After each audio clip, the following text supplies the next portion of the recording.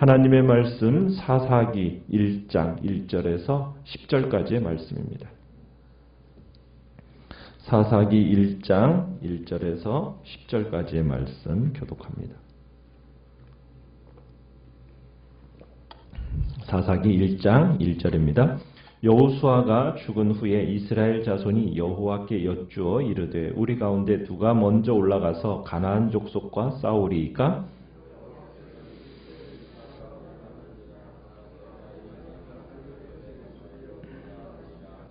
유다가 그의 형제 시므온에게 이르되 내가 제비 뽑아 얻은 땅에 나와 함께 올라가서 가나안 족속과 싸우자. 그리하면 나도 내가 제비 뽑아 얻은 땅에 함께 가리라 하니 이에 시므온이 그와 함께 가니라.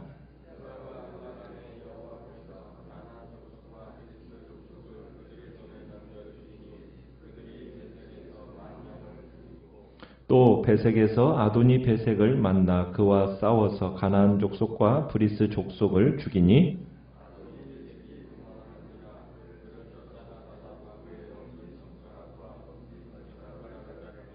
아도니 베색이 이르되 옛적에 70명의 왕들이 그들의 엄지손가락과 엄지발가락이 잘리고 내 상 아래에서 먹을 것을 줍더니 하나님이 내가 행한 대로 내게 갚으심이로다 하니라. 무리가 그를 끌고 예루살렘에 이르렀더니 그가 거기서 죽었더라.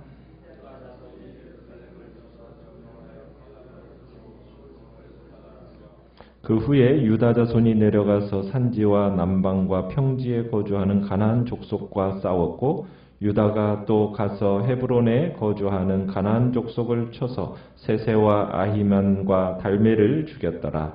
헤브론의 본 이름은 기럇 아르바였더라. 아멘.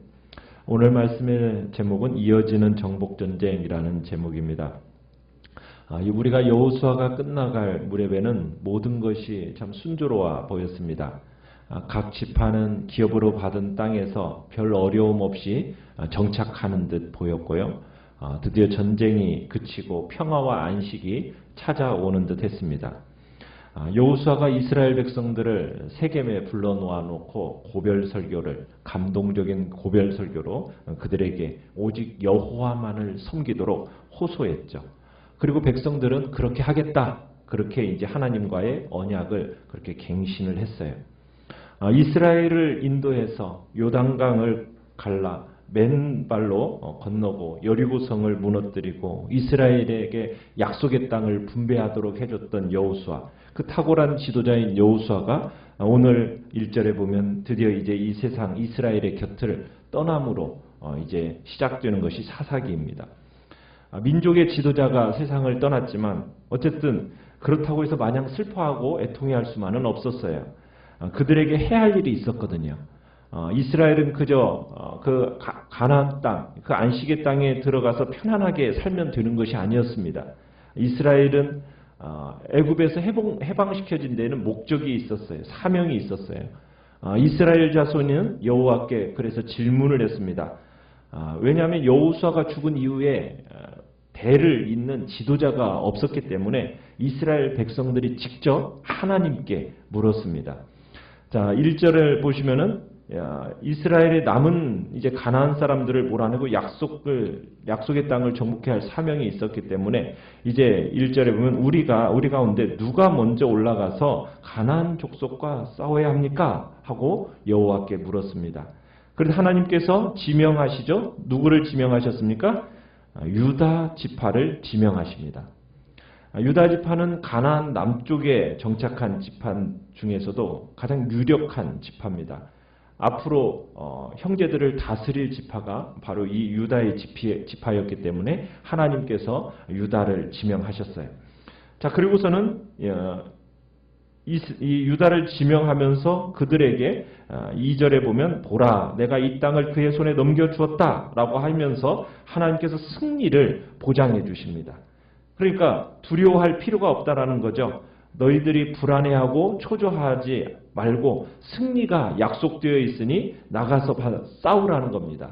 그러니까 하나님께서 약속하신 이상 무슨 일이 있어도 반드시 승리하게 되어 있어요.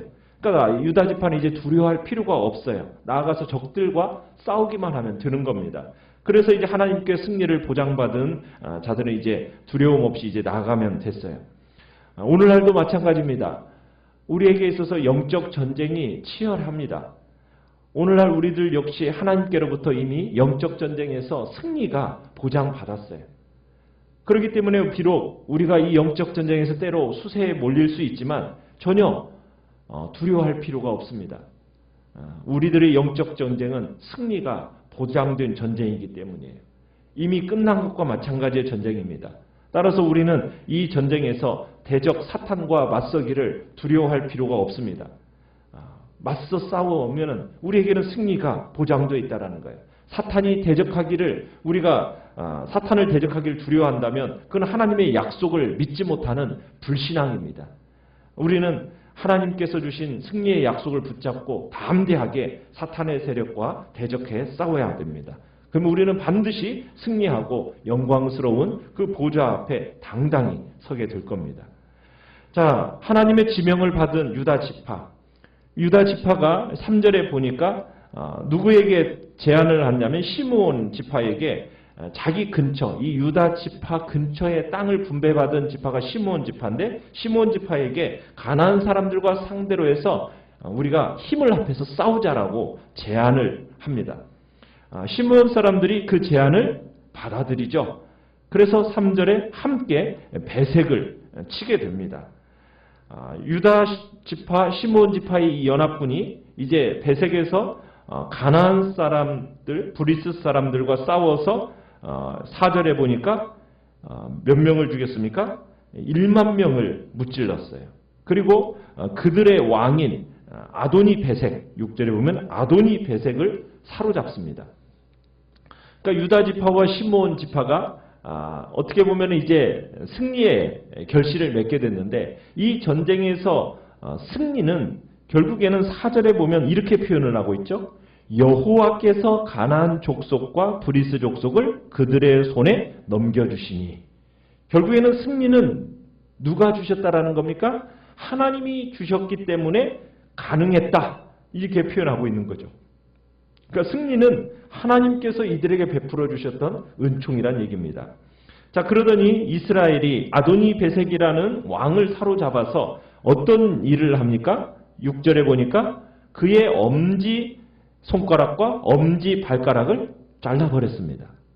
그러니까 아도니 베색은 지금 베색의 왕이에요. 엄지손가락을 잘라버렸다는 얘기는 여러분 엄지손가락을 잡으면 칼을 잡을 수 있습니까? 없습니까?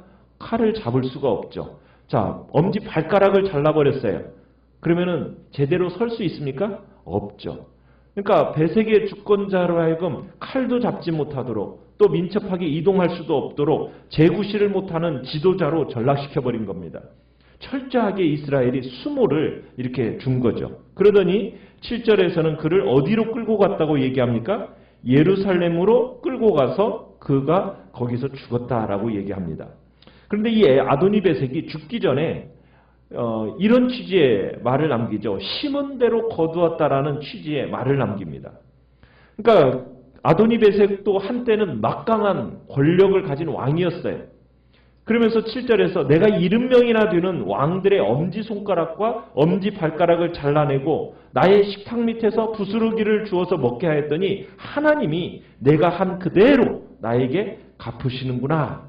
이러면서 수족의 엄지가락을 찍어버렸던 것이 자신에게 왔다라는 어떤 심은 대로 거두었다라는 그런 이야기를 하게 돼요. 수족의 엄지가락을 잘랐다. 그것은 더 이상 무기도 잡을 수 없도록 어떻게 보면 잔인한 가나안의 풍습입니다. 더욱이 상 아래서 먹었다. 이건 노예를 개처럼 취급했다는 얘기죠. 아주 잔혹한 행위였어요. 그렇게 막강한 권력을 가졌던 주인공이었던 아도니 베색, 유다 지파의 군대에 잡혀서 오히려 엄지손가락 발가락이 찍혀버리는 비운의 주인공이 되어버린 겁니다. 참 이보다도 더 큰 역사의 아이러니는 없는 거죠.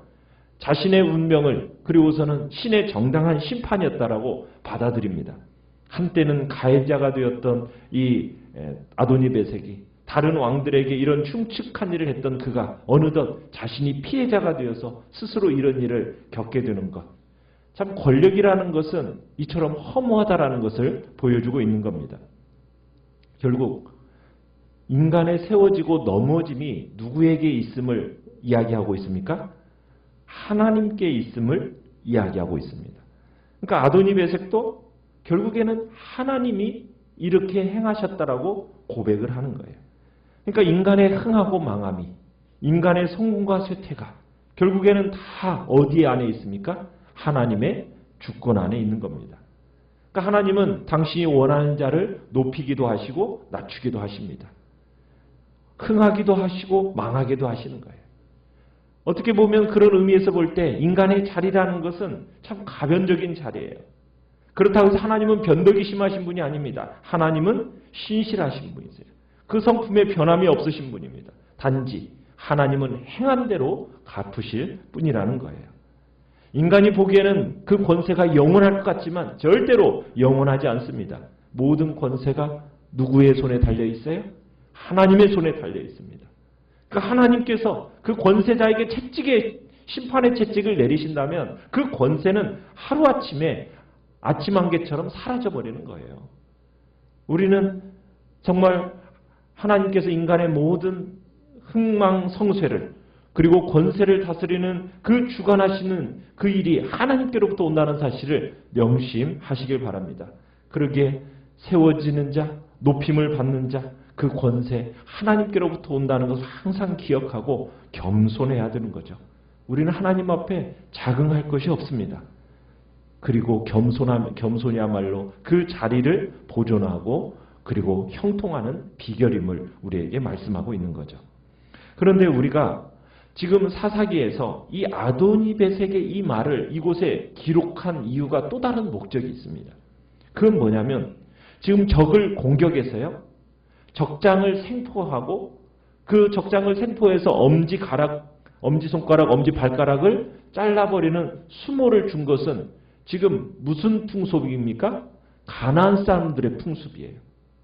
이게 지금 잔인함을 보여주고 죄성을 보여주는 겁니다. 그런데 지금 하나님께서 가나안 사람들을 그 땅에서 몰아내시는 이유도 뭡니까?